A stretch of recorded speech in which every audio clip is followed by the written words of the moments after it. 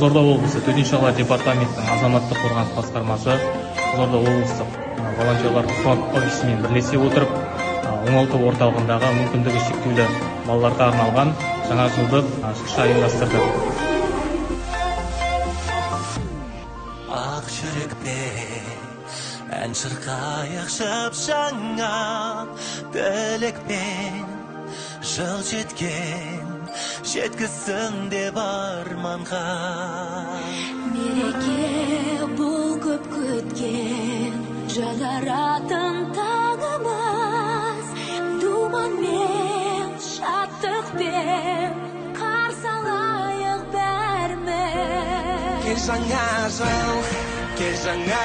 жыл, жаңа әлемді көрейік. Жаңа